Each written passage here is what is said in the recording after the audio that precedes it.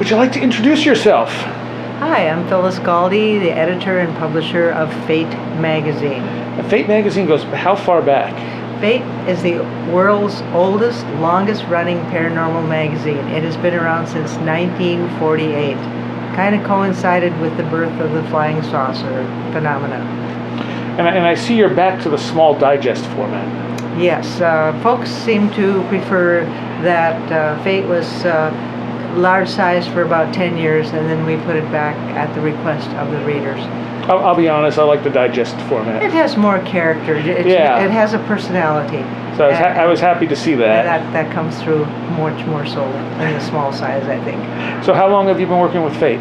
Since the late 80s. Okay. Llewellyn was the second owner of Fate, and they bought it in the 80s, and then I said, can I work on Fate? Because I was an editor for Llewellyn for magic books, and I really, really wanted to work on Fate. So that was my dream, and then I quit and started my own publishing company for a number of years, and then they called me back to Llewellyn and asked if I would help them with their transition because they were going to sell Fate. And again, sell me Fate. So the bank and I had a nice agreement. So with physical publishing having so many issues, how is Fate surviving?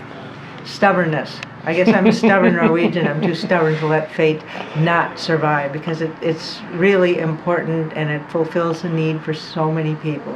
They say they don't care if Fate is late as long as they get it because it just feeds their spiritual soul.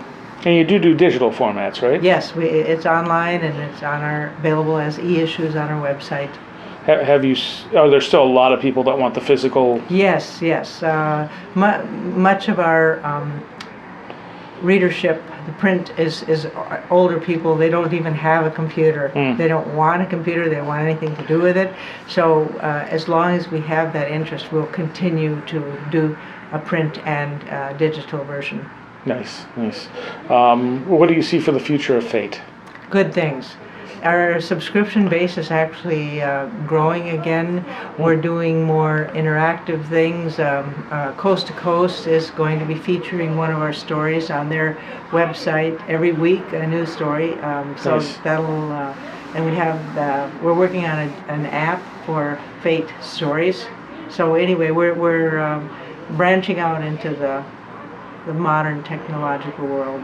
Okay, and you have a podcast for Fate, right? It's not a podcast. Oh, a radio show. It's actually a live radio show right. on KGRA radio on Tuesday nights, and then the shows are archived, so they're available after the fact. They become podcasts after. Yes. That's like my show. Well, not really a podcast though. They're stored on KGRA's. Right. They don't call them podcasts. Yeah. Everyone calls my show a podcast, and it's broadcast live on commercial radio, and then I just put it up in the archive, so it's the same kind of thing. Okay. But so many people have podcast is just the term everyone uses for all this stuff at this point. I guess it's not a blog talk. That's the bad word. Yeah, Blog Talk has, I guess, some you know a little more some sound issues.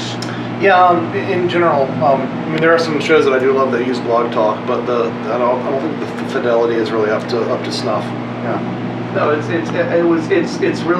really does the heart a lot of good to see that Fate is still going strong. Because just as in terms of a legacy publication, it really does occupy a special place, not only in our world, but also in the world of print media in general. I mean, how many other magazines really can claim this sort of pedigree and this sort of lineage, having started that long ago, that are still going on? Not a lot. So it's been wonderful seeing. Yeah, our stories are from people, ordinary, everyday people. True mystic experience and my proof of survival are kind of the heart and soul of the magazine, and people like to know they're not alone if they saw a ghost or a loved one showed up in their bedroom after they died. Oh, I'm not crazy. This happens to many other people, and it gives them a lot of comfort. So, well, as I told you earlier, I had a subscription to Fate. I don't even know how I got a subscription to Fate. I think a sample issue just showed up one day. And I was like, oh, this is great. I love this. And so I subscribed to it. And I was having Kundalini issues and had no idea what it was. It was ruining my life. And one day you had an ad for the Llewellyn book, Kundalini and the Chakras. And it had a list of all the different symptoms. And I looked down that list and went, oh my God, this is exactly what I'm experiencing. So without Fate, I have no idea where I would be right now. You know, we've heard from so many famous people, they got their start with Fate. I guess I can say Fate has ruined a lot of people, led them, you know, to open up their minds. Terrence oh gosh, Terrence, help me out here. McKenna? Yeah, Terrence and his brother, Dennis McKenna. Dennis, yeah. Yeah, they said when they were little boys, they read Fate magazine. That's Wow. what got them started on their whole. I've talked to famous fantasy artists, and they would read Fate diligently when they were young. So it's really nice to hear these stories. Nice, nice. What would you like people to take away about Fate magazine? I would like them to become familiar with it, and if they're interested in it, write to us, let us know. We'll send you a free sample issue, either e-issue or a free print issue, and then you can subscribe to Fate, and it'll show up in your mailbox every other month. All right, what's the website? www.fatemag.com. Okay, and the radio show is on when? Tuesday nights. Okay, who hosts that? KGRA. No, host-wise on the show. Chase Klotsky. Okay. All right, thank you so much. Okay, thank you.